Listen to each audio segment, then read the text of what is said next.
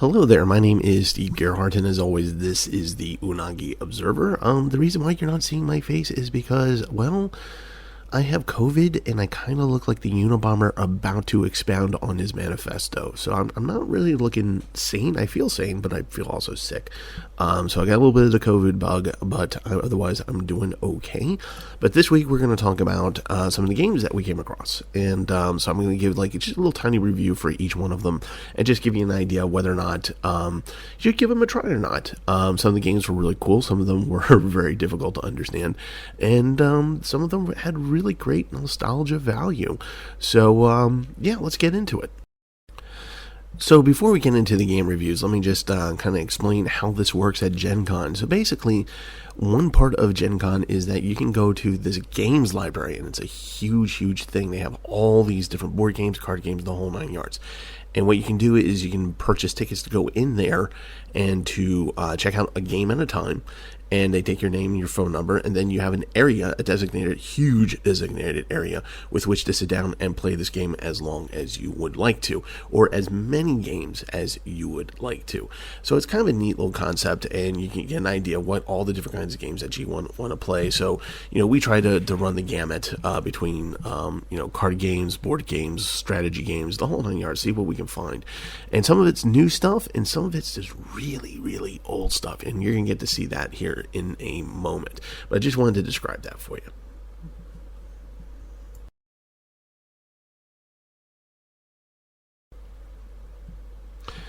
So the first game that it's not actually the first game that we tried out, but it's the first game that I want to talk about, which is Thunderbirds. Yes, it's that game that's based on the old television show, based on the puppets, and how they're always trying to solve the disaster and the crises, and then protecting nature and all that good stuff from the bad guys.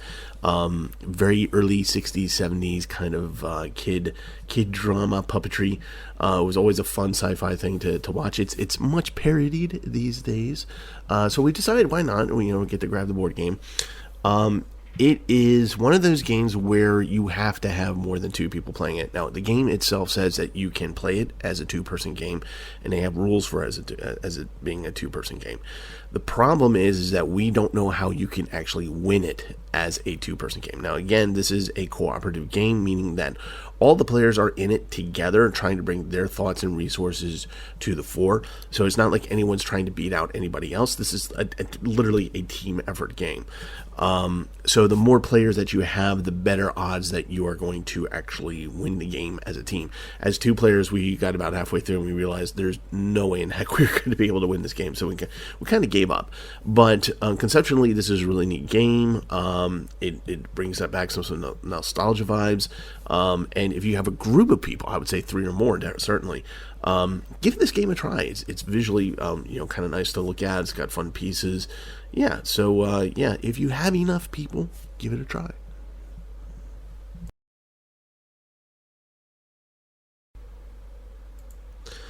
Alright, the next one up is called Super Skill Pinball Ramp It Up. So this is kind of an interesting little thing. It's basically a dry erase board, and there's 3 different levels, 3 different easy, medium, hard, and they are in the motif of a pinball machine. So you have dice, and it enables you to move a little pinball around your board, and you score points with the dry erase marker on it. And it's very simplistic. I mean, that's literally all it is. And this is one of those games where it's just like, if you're stuck in the motel and you have nothing to do and you're just kind of bored and you just want a game to get you through the next hour to hopefully the rain will go away before you can do stuff, go back onto the beach, whatever. This is a great little game to play. This is also definitely a travel game. This is something that you can easily put into your backpack, into your suitcase, and take with you wherever you want to go.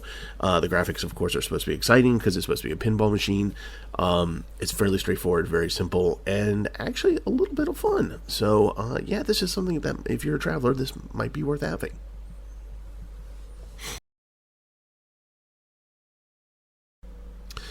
Okay, this next game is called Vivid Memories.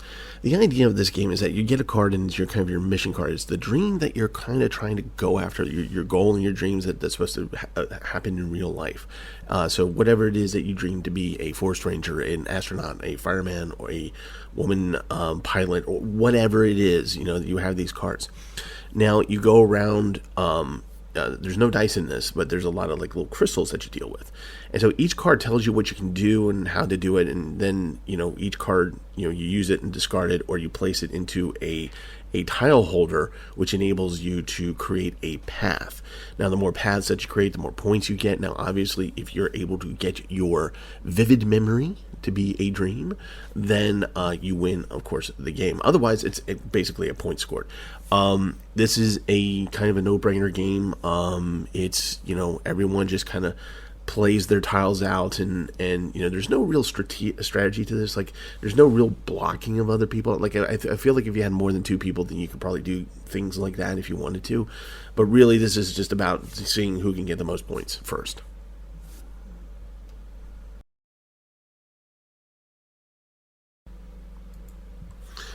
Okay, Campy Creatures, a ghoulish game of deduction and bluffing.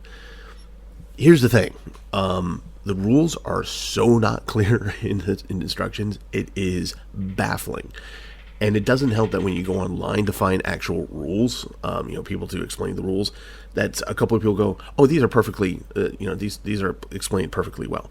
And they are not. It took us forever to figure out how to play the game. And by the time we figured out how to play the game, we figured, okay, this might be a fun game to play, but we're so fed up with it that we just moved on to the next game. I will say that the artwork on this is amazing. Like, as we were opening up the box and looking at the cards and things, like, I wanted it just for the artwork itself. So it was really, really well done. But like I said, the gameplay is not readily understandable, and there are certain things that you have to wrap your head around, and it has to be explained. And you're going to have to go online to find someone out there who says, okay, this is what this means, this is how it works. Because the rulebook inside of the game itself will not explain it to you. It will not. I don't care what other people say. It does not explain anything to you. So if you want to be frustrated, go ahead and pick up this game. And if you want something nice to look at, then pick up this game.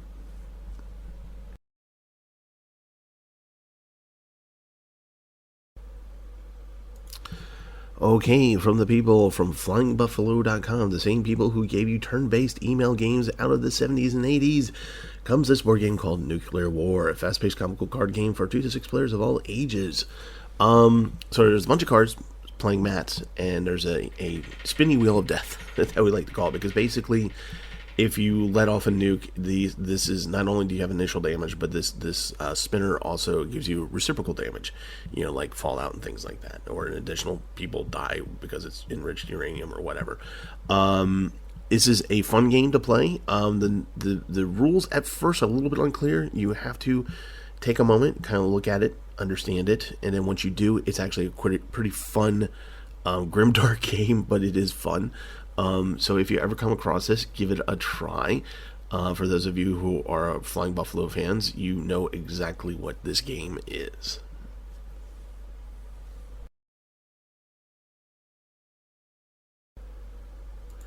So as Brent and I were combing through the dealer's room, as we are wont to do to buy stuff, he came across a bunch of these little like travel card games, and this is the one that we played actually at the Indianapolis airport while we were waiting for our flights.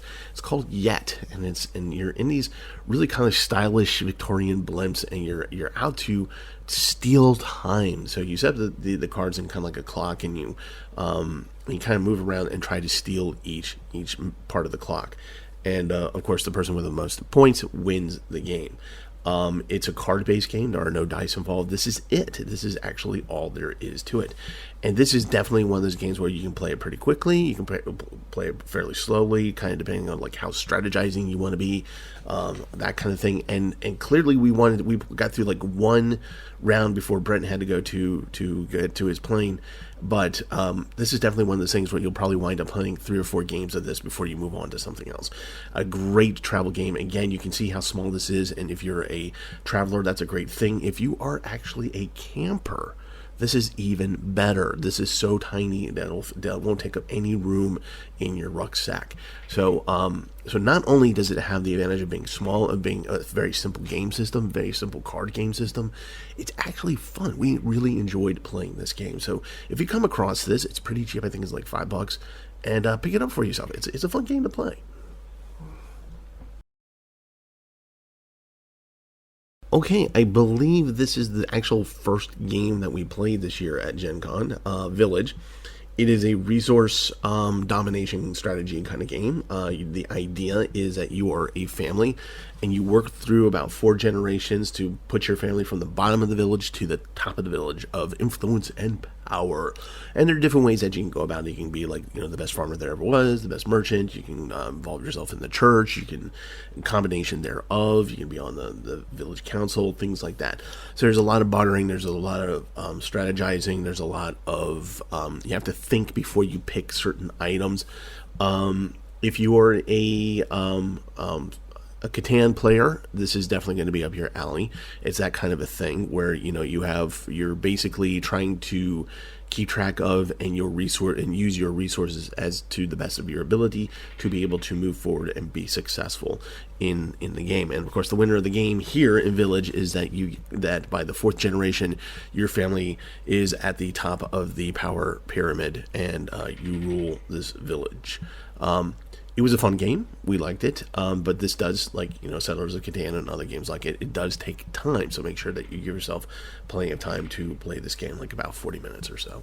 But still, if you like this kind of games, this wasn't too bad.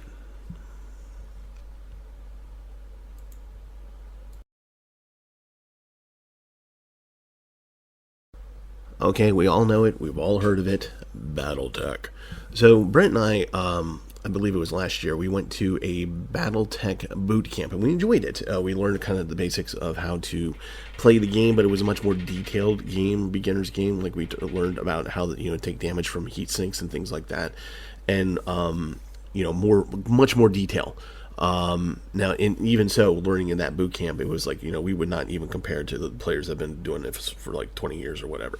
But anyway, we really enjoyed playing that BattleTech. So when we were going through the game, we were like, oh, BattleTech for beginners. So we pulled this out, and what this is really for is people who know what BattleTech is, but I've never played it, and this is just a way to introduce the game to you. So there is very fundamental rules in here. They don't go into the minutia, and they make it clear that this is just a beginner set, just to give you a taste of what BattleTech is.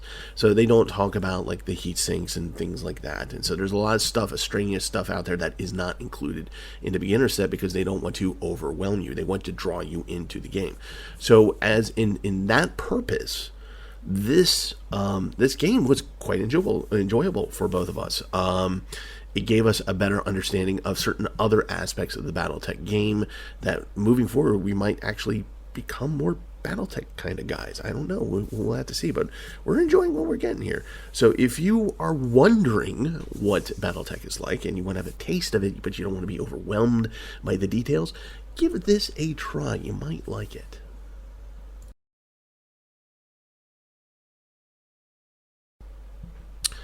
Okay, we play this for no other reason than nostalgia. I mean, we are so not the age demographic for this at all. But it was fun to relive the days. So this board game, G.I. Joe board game, very simple, cardboard characters. You put the little characters in the little holders, and you move them around the board there, and you're trying to capture each other's characters, and then you put them into this little pen where the other guy gets to try and free his guys from that pen, and of course after a number of rounds then you see who wins. Now, one of the ways that you can actually capture with these people is if you roll a die and get a rocket launcher. That's when you pull out the little disc gun thing, and you're supposed to be able to, from behind the board, aim and shoot, and that little foam disc is supposed to come out and knock over the character if you aim it right. And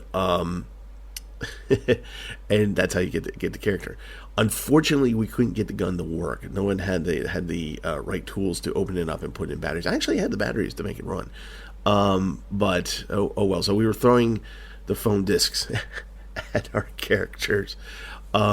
Again, a fun game, nostalgia vibes only. If you just want to play something silly, by all means do it. This was kind of just a trip down memory road. It was pretty cool. Okay, so that was it. That is Gen Con Part 2, the games that we played.